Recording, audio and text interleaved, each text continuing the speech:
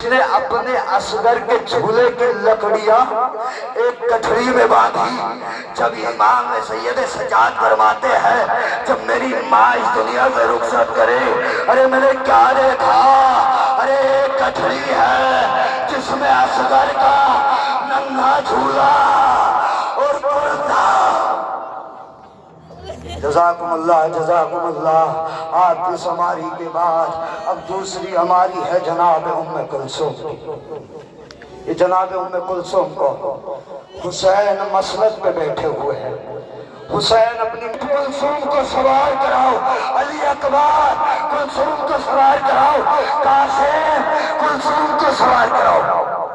عزاداران مظلوم کربلا عباس آگے بڑھے۔ عزاداران مظلوم کربلا بہن کو سوار کرانے کے بعد ایک اسنا میں ارے کسی کی آواز آ رہی ہے، علی کی بیٹی ارے زینب کبریٰ، اجرکم اللہ اجرکم اللہ۔ آخری جملہ ہے لگارو، اور جتنا بھی رونا ہے رو لیجئے۔ میری ماں بہنوں، اس بی بی کی ہماری آئے گی، ارے جس بی بی نے اب ماتم نہیں کیا، اپنے ماجا حسین کا ماتم کیا، اس بی بی نے اپنے بچوں کے سروں کو بھی نہیں لیا۔ ایک نے کہا تھا کہ ان بچوں کی ماں مر گئی، جناب سید سجاد نے طرف کے کہا تھا اے بھائی ایسا نہ کہے، ان کی ماں میری پھوپھی زینب ہے۔ محمد مصلی فرماتے ہیں جو راوی ہے جنہوں نے اپنی منظریہ آنکھوں سے منظر دیکھا، جیسے ہی جناب زینب کا نام آیا حسین اپنی مسند سے کھڑے ہوئے، میری طرف دیکھے، حسین اپنی مسند سے کھڑے ہوئے۔ مولا نے بہن کو آتے دیکھا، عباس آگے بڑھے، کہا میری بہن زینب کیا یہ عباس صاحب کو سوار کرا؟ عباس نے زینب کا بازو پکڑا۔ جناب زینب نے کہا عباس آج رہنے دو بھائی۔ علی اکبر آگے بڑھے، کیا پھوپھی اماں میں سوار کرا سکتا ہوں؟ کہا علی اکبر تم بھی سوار نہیں کراؤں گے۔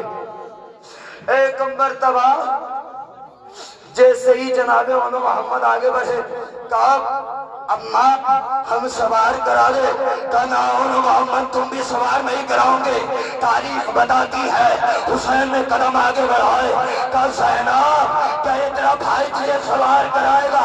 کہا بھیا مجھے معاف کرنا، آج کسی سے زینب سوار نہیں ہوگی۔ کہا تو زینب کس سے؟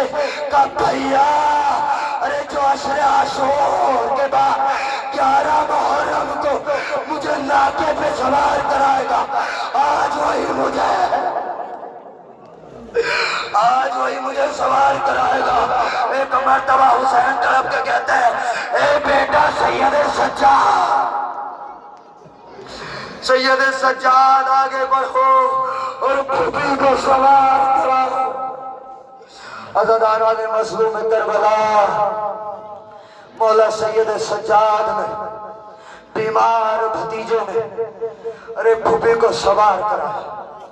عزاداران مظلوم کربلا اب آخری سواری ہے اس غریب کی جس کا لاش نہ زین پر ہے نہ زمین پر ہے بلکہ تیروں کے درمیان ہے۔ 1900 ارے اس نے سب کو سوار کرایا ہے، اب آخر میں حسین کو سوار کرا رہا ہے۔ عزاداروں جیسے ہی زلزلہ سوار حسین کو سوار کرنے لگا، ایک مرتبہ ایک منزل پہ ٹہر گیا، ایک منزل پہ ٹہرنا تھا۔ حسین کہتے ہیں اے اسبے باوفا علماء کی بستی میں ذمہ داری سے جملہ پڑھ رہا ہوں، ارے سکینہ کا قد چھوٹا تھا، زلجنہ کا قد بڑا تھا۔